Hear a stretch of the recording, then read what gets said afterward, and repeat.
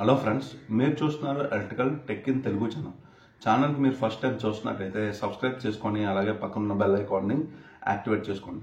ఈరోజు మన టాపిక్ వచ్చేటప్పటికి ఎర్త్ ఫాల్ట్ అంటే ఏంటంటే any carrying conductor, current carrying conductor. For example R phase, Y phase, B phase ఉందనుకోండి.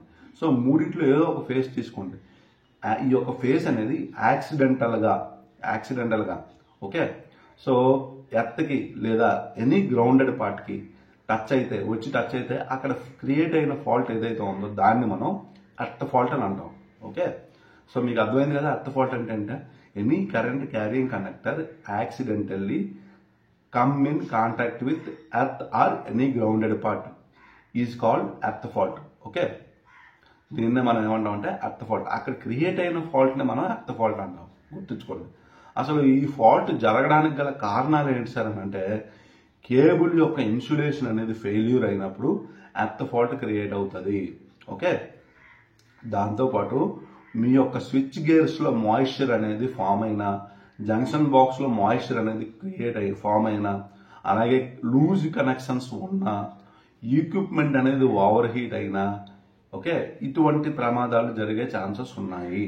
ఓకే, దాంతోపాటు మీరు ఎక్స్కవేషన్ వర్క్స్ అనేవి చేస్తారంటే భూమిని తవ్వించే సమయంలో అక్కడ కేబుల్స్ ఉండడం వల్ల ఆ కేబుల్లో ఏమైనా లైవ్ అయి ఉంటే మీరు తవ్వినప్పుడు ఆ యొక్క కేబుల్ అనేది కట్ అయ్యి ఒక ఎర్త్ పార్ట్ అనేది ఎర్త్కి టచ్ అయినప్పుడు, బాడీకి టచ్ అయినప్పుడు, ఈక్విప్మెంట్ బాడీకి టచ్ అయినప్పుడు కంపల్సరిగా ఇటువంటి ఎర్త్ ఫాల్ట్స్ అనేవి క్రియేట్ అవుతాయి.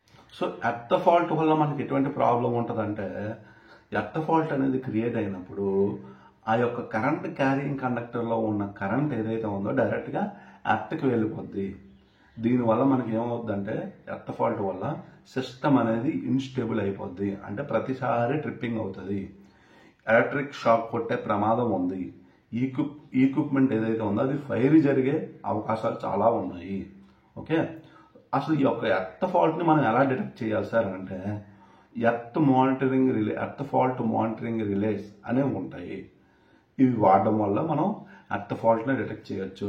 ఎర్త్ ఫాల్ట్ వచ్చినప్పుడు మనం ఏం చేయాలి, అలారం వచ్చేటట్టుగా మనం సెట్టింగ్ పెట్టుకోవాలి. ఓకే, అలారం అనౌన్సియేటర్స్ అనేవి వాడడం వల్ల ఎర్త్ ఫాల్ట్ అనేది వచ్చినప్పుడు డిటెక్ట్ చేసి మనకి అలారం అనేది చూపిస్తుంది.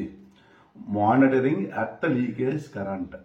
ఓకే, ఇలా ఎర్త్ లీకేజ్ కరెంట్ని మానిటరింగ్ చేయడం వల్ల కూడా మనకి ఎర్త్ ఫాల్ట్ అనేది డిటెక్ట్ అవుతుంది. దాంతోపాటు ప్రొటెక్షన్ డివైజెస్ అంటే MCB, ELCB, RCCB any protection devices వాడడం వల్ల మనకి ఎర్త్ ఫాల్ట్ రిలేటెడ్కి సంబంధించిన ప్రొటెక్షన్ రిలేస్ ఏవైతే ఉన్నాయో, డివైజెస్ ఏవైతే ఉన్నాయో వాటిని వాడడం వల్ల ఎర్త్ ఫాల్ట్ అనేది డిటెక్ట్ అయ్యి ఆ యొక్క పర్టికులర్ సిస్టమ్ని, స్టేబుల్గా ఉన్న సిస్టమ్ని ఫాల్ట్ వచ్చినప్పుడు ఇన్స్టేబుల్ చేస్తుంది అన్నమాట. ఓకే, ఇప్పుడు ఎర్త్ ఫాల్ట్ అనేది రాకుండా మనం ఏం చేయాలంటే, ప్రాపర్ ఎర్తింగ్ అనేది చాలా చాలా ఇంపార్టెంట్. ఎలక్ట్రికల్ సిస్టంలో ప్రాపర్ ఎర్తింగ్ అనేది ఉండాలి. లేదంటే చెప్పాను కదా, ఎర్త్ ఫాల్ట్ అనేది క్రియేట్ అయ్యి చాలా ప్రమాదాలు జరిగే ఛాన్సెస్ ఉన్నాయి. ఓకే, దాంతోపాటు మనం పీరియాడిక్ ఇన్స్పెక్షన్ అనేది చేయాలన్నమాట. ఓకే, ఎప్పటికప్పుడు. దాంతోపాటు మనం ఎర్త్ ఫాల్ట్ రిలేషన్ వాడడం వల్ల ఎర్త్ మానిటరింగ్, ఎర్త్ ఫాల్ట్ వచ్చినప్పుడు మనం డిటెక్షన్ చేయొచ్చు. దాంతోపాటు ఎక్స్కవేషన్ వర్క్ చేసినప్పుడు, సపోజ్ మీరు అండర్ గ్రౌండ్లో కేబుల్ అనేది లే చేస్తున్నారు.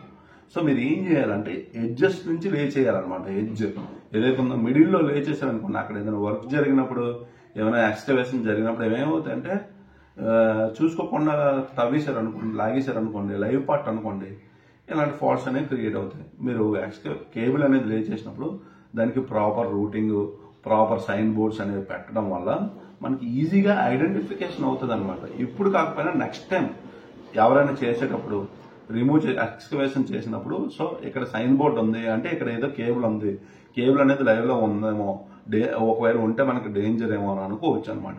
Okay, so proper sign boards అనేవి కూడా చాలా చాలా ఇంపార్టెంట్. సో మీకు అర్థమైంది కదా, ఎర్త్ ఫాల్ట్ అంటే ఏంటి, ఎలా వస్తుంది, దానివల్ల ప్రభావం ఏంటి, ఎలా డిటెక్ట్ చేయాలి, రాకుండా ఎలా చూసుకోవాలి అనే దాని గురించి మీకు ఈ వీడియోలో మీకు క్లియర్గా అర్థమైందని అనుకుంటున్నాను. ఓకే, సో చాలా మందికి రీచ్ అవ్వట్లేదు వీడియో. సో మీరు రీచ్ అయ్యేటట్టుగా మీరే చేయాలి.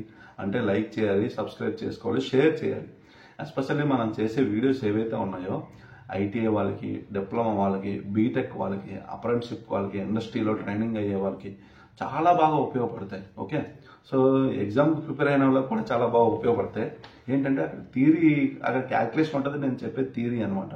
ఓకే, సో అట్లీస్ట్ సబ్జెక్ట్ అని అంతకంత మీకు అర్థమవుతుంది కదా.